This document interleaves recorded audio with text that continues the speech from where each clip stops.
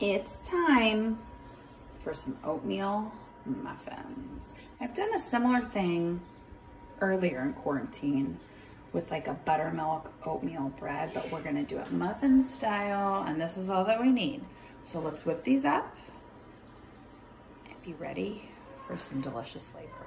For a fabulous recipe that we are gonna do today, we're gonna use buttermilk. Now that's our base of this, and it makes this recipe so outstanding.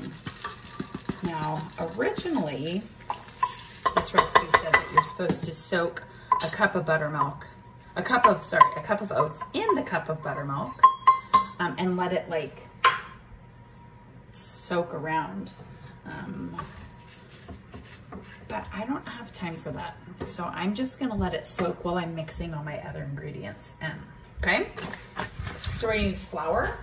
Whole wheat flour would be amazing. If you wanted to make these gluten-free, I say do it. Coconut flour, oh my gosh, you guys. Almond flour.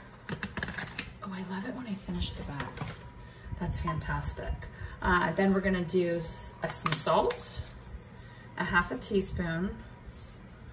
We're gonna do baking soda and baking powder. It's gonna be great. Oh, I need to get my other thing of baking soda. Be back in a sec. Found it. I was out of baking soda and I asked for Mother's Day for baking soda, and Chris got me this like 2-pound box of baking soda. I wonder how long this is gonna take me to finish. But we'll do our baking soda. We'll do our baking powder. We need more baking powder than baking soda. We're gonna use some coconut oil. We're gonna use an egg. Love it. Hope everybody is working on their one-handed cracking techniques. And some brown sugar.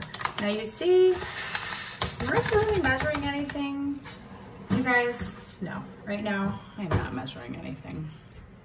You really should though when you're baking, but today I'm eyeing everything, because with this recipe, that even still works.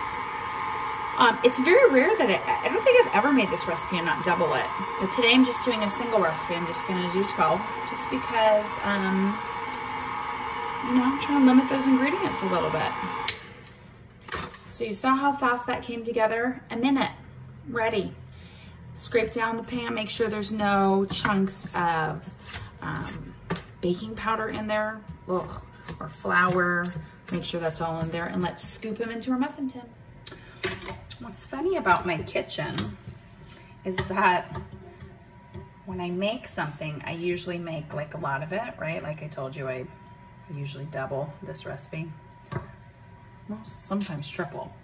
But today I'm not doing that, but I have this big giant pan that makes so many.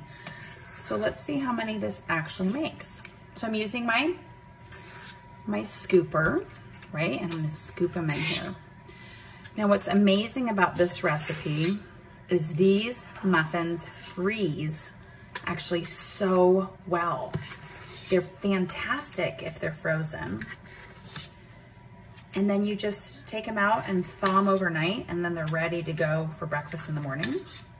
Not that any of us are rushing anywhere right now anymore, but you know, it's just a great way to buy yourself a little bit extra time. This is making a lot. Okay, this is gonna make more than 12.